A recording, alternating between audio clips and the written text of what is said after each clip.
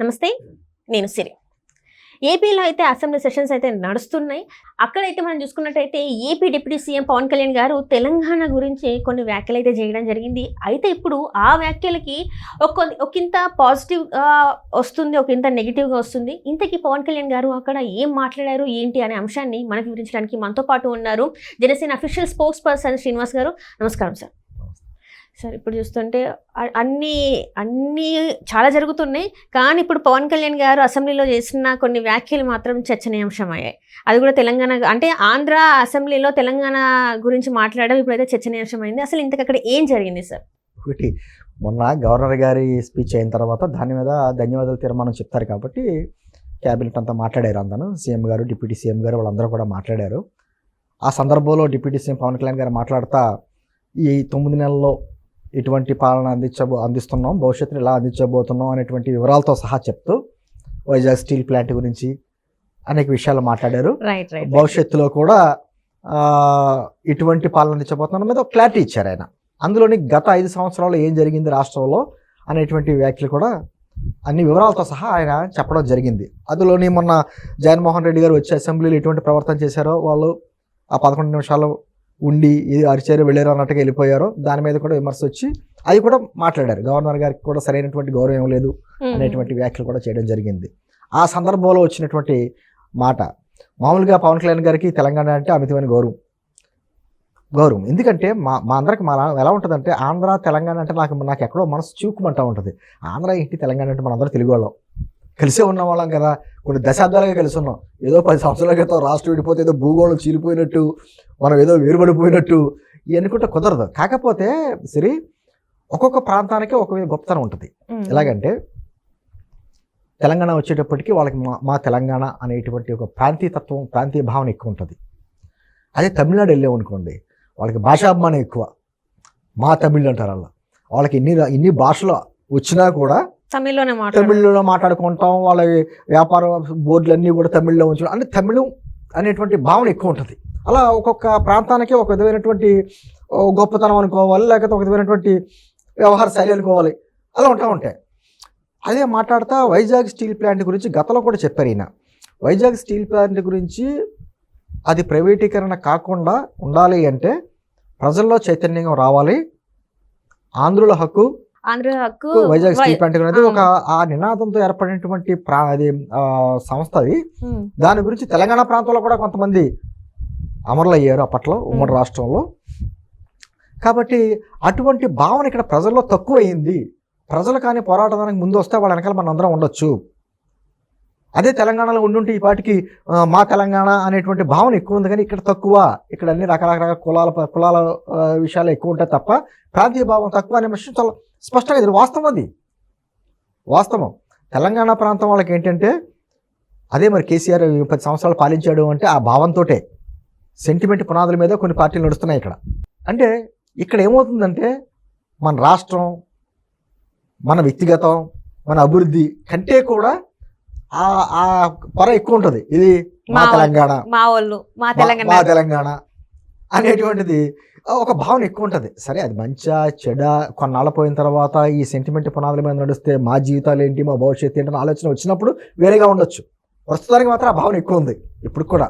అందుకనే ఆ భావనని ఆధారం చేసుకుని కొన్ని రాజకీయ పార్టీలు పాలన చేస్తారు. ఏదన్నా వాళ్ళ పార్టీకి ఏదైనా డౌన్ అయింది అనుకోండి, జై తెలంగాణ అంటారు, వెంటనే మళ్ళీ వేరే సెంటిమెంట్ క్రియేట్ చేస్తూ ఉంటారు. అయితే ఇంకొక మాట కూడా చెప్పాలి. పవన్ కళ్యాణ్ గారు మాట్లాడే మాటలు ఇంకో మాట ఏంటంటే, ఖచ్చితంగా ఆంధ్రప్రదేశ్ డెవలప్ అవుతేనే ఆటోమేటిక్గా తెలంగాణ డెవలప్ అవుతుందనే మాట మాట్లాడేవారు. చాలామందికి అర్థమయ్యేది, ఆంధ్ర డెవలప్ అవుతే తెలంగాణ డెవలప్ అవడం ఏంటి అనే మాట ఎందుకు మాట్లాడేవారు అంటే, ఎప్పుడైతే ఉమ్మడి రాష్ట్రంలో హైదరాబాద్ అనేది మనకి ఉమ్మడి రాజధానిగా ఉందో, ఇది మన రాజధాని అనే భావంతో ఆంధ్ర తెలంగాణ అన్ని ప్రాంతాల నుంచి వచ్చిన వాళ్ళందరూ ఇక్కడ సెటిల్ అయ్యారు. ఇది ఒక మహానగరం కింద విస్తరించి మినీ ఇండియా తయారైంది. భవిష్యత్తులో ఆంధ్రప్రదేశ్ డెవలప్ అవ్వలేదనుకో అమ్మా, అక్కడ అంటూ ఒక నగరం మంచి సిటీ ఏర్పడే రాజధాని ఏర్పడడం అటువంటిది జరగలేదనుకో, ఆటోమేటిక్గా మళ్ళీ అక్కడ ఉన్నటువంటి ఫోర్స్ అంతా వచ్చి మళ్ళీ ఆల్రెడీ హైదరాబాద్ లో చూస్తే ఎంత ట్రాఫిక్ జామ్ కాదు, మౌలిక సదుపాయాలు కుదర్చలేరు. అంటే ఇక్కడ ప్రెషర్ ఎక్కువైపోతుంది.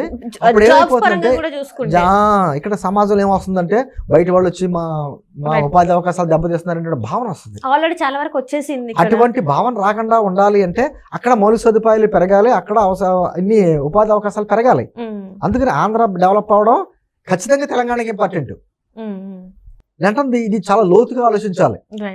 అందుకని నేను అంటుంది ఆయన ఎలా ఆలోచిస్తారంటే ఆంధ్ర తెలంగాణ కాదు, మీరు అందరూ గుర్తుంచుకోవాల్సింది మా జనసేన పార్టీ పుట్టిందే తెలంగాణలో, హైదరాబాద్లో పుట్టింది. ఆవిర్భావ దినోత్సవం ఇక్కడే చేసుకున్నాం. మళ్ళీ మార్చి 12 మేము ఆవిర్భావ దినోత్సవం చేసుకోబోతున్నాం.